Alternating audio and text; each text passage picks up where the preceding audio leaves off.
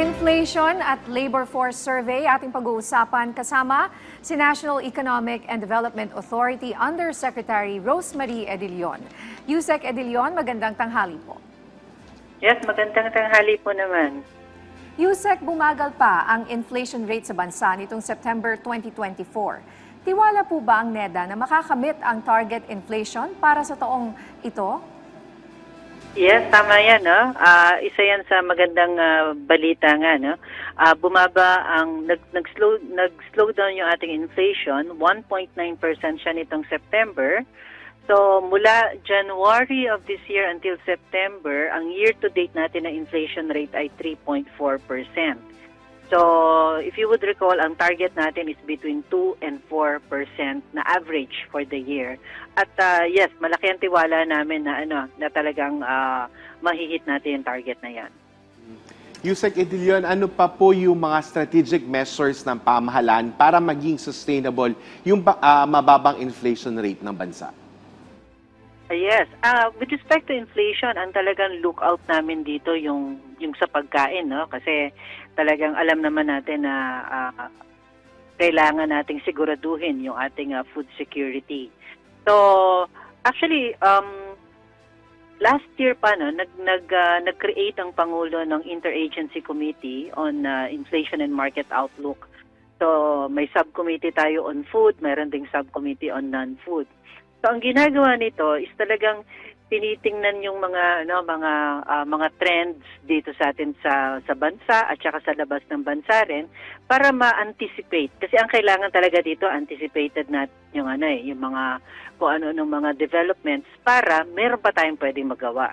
So yun, patuloy pa rin yung yung nakita namin na nag-work naman tong ganitong klaseng mekanismo na anticipated namin yung mga developments and then agad may parang may direct line kami kay Presidente, laging regular nagiging meeting tapos nagkakaroon kami ng listahan ng recommendation ng ano-ano yung mga dapat na ma-prioritize yon para may pababa nga to inflation. So kunwari with respect to yung sa African swine fever, no? So, ang kailangan talaga dito is pabilisin yung pagbabakuna. So, agad-agad umaksyon agad si Presidente na para mapabilis yung yung proseso ng pag-test at saka pag-aproba doon sa anong bakuna ang gagamitin natin ngayon. So, nandun na natapos na yung sa assessment, tapos siguro another stage and then i-roll out na ng malakihan. So that will actually ayusin niya yung ating yung inflation natin on the meat, no? Tapos nakita naman natin dun sa rice, nagbunga yung nagdatingan nga yung mga importation at saka yung binabaan natin yung tariff. And in addition to that, nagbunga rin yung mga measures na in-implement ng Department of Agriculture para mapadami rin yung ating domestic production. Okay, bukod po sa mababang inflation rate, ay ang pagtaas po ng employment rate.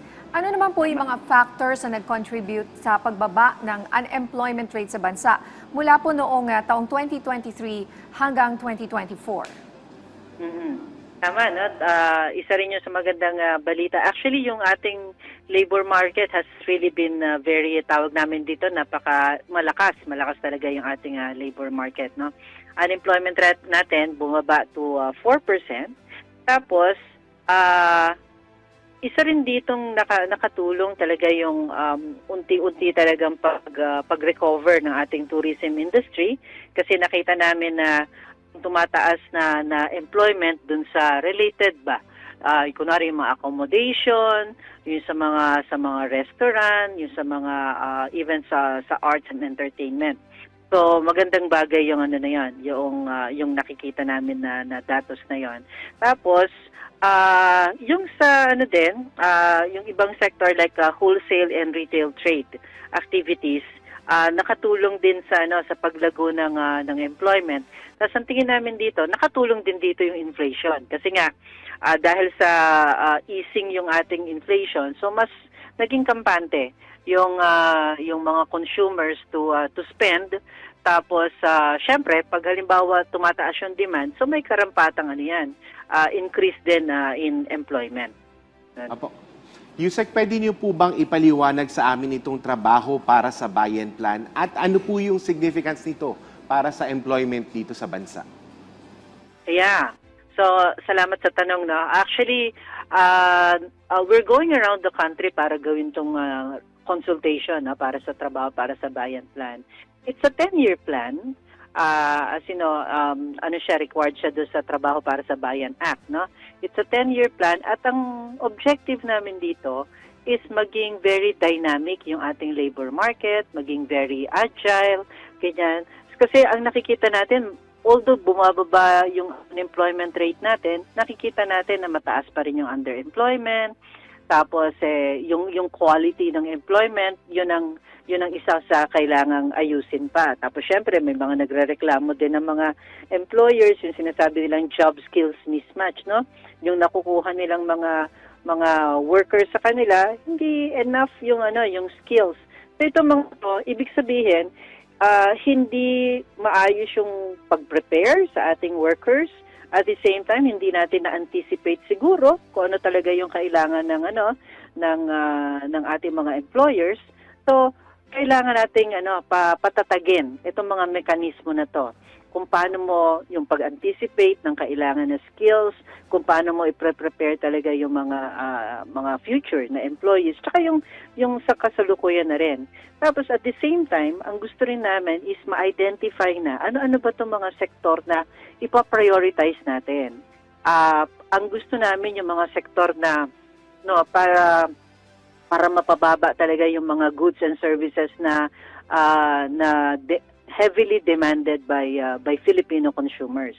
So, ito yung kailangan maging competitive sila and therefore pababain natin to. Tapos at the same time, ang gusto rin namin magkaroon na ng plano para maging more inclusive yung ating employment. Mas maraming kababaihan ang maka-join sa labor force, mas marami sa mga persons with disability, and syempre mas marami sa mga youth na magkaroon talaga ng karampatan na employment opportunity para doon sa mga bagong graduate pa lang.